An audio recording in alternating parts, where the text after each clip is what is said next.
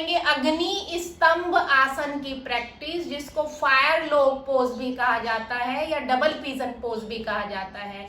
ये एक deep hip opener है, आपके हिप जॉइंट्स को ओपन करता है और जो पद्मासन नहीं लगा पाते, पद्मासन के लिए ये शुरुआती अभ्यास है।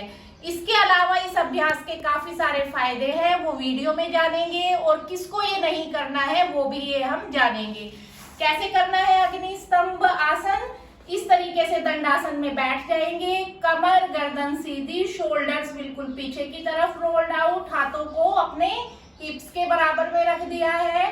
राइट लेग को अपने पास में लेके आए, इस तरीके से रख दें, और जो लेफ्ट लेग है उसको फिर लेके आए और उसको अपनी राइट लेग के ऊपर रख दें। कैसे रखना है आपको?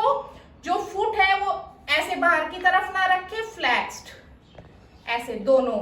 जो एक पैर की हील है वो दूसरे पैर के घुटने के ऊपर आएगी, और जो पोजीशन है वो बनेगी ऐसे, हमारे हिप और पैरों के बीच में ट्रायंगल की पोजीशन। जिसके हिप काफी टाइट है वो देखेंगे कि उनके हिप्स में वो इस पोजीशन में बैठ ही नहीं पाएंगे, उनका एक पैर ऐसे रह जाएगा। तो धीरे धीरे पैर को इस तरीके से प्रेस करें, और इसकी प्रैक्टिस आपको करनी है। फिर भी बहुत प्रॉब्लम है तो एक योगा ब्लॉक ले ले और उसे अपने हिप्स के नीचे ऐसे टिका दे, तो आप आराम से बैठ पाएंगे। अगर आप बैठ पाते हैं तो फिर आराम से बैठें। इसकी प्रैक्टिस करें आप कम से कम 30 सेकंड से स्टार्ट करें। 1 मिनट बैठे, 2 मिनट बैठे, 3 मिनट बैठे, रोज इसमें बैठे आप। लेग्स के लिए काफी अच्छा आसन है। जैसे जैसे आपके हिप जॉइंट्स ओपन होंगे, आपको स्ट्रेस भी रिलीज करने में हेल्प मिलेगा। और जब यहाँ कंफर्टेबल हो जाए तो क्या करना है, हाथों को यहाँ टिका दें, इनहेल करें और एक्सहेल करते हुए जितना आप जाए, कमर सीधे रखते हुए बैंड बैंड बैंड, एल्बो टिका दें और सामने देखें। और फिर धीरे धीरे हेड को भी आप डाउन कर सकते हैं। 15 से 30 सेकंड के लिए रुकेंगे, इनहेल करते हुए वापस आ जाएंगे, और ये हो गया हमारा अग्नि स्तंभ आसन।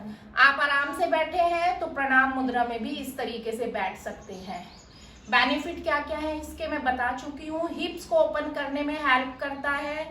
पद्मासन के लिए ये शुरुआती अभ्यास है। लेग्स में फ्लेक्सिबिलिटी लेके आएगा।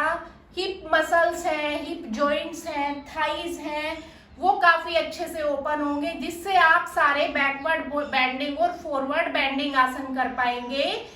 किसको ये नहीं करना है? अगर आपको कोई हिप में इंजुरी है, नी में इंजुरी है या लोअर बैक में इंजुरी है तो आप इस आसन को अवॉइड करेंगे। ये इन्फॉर्मेशन अगर आपको अच्छी लगी हो तो मेरे चैनल योगा वेलनेस को सब्सक्राइब करके बेल आइकन प्रेस कर दीजिए।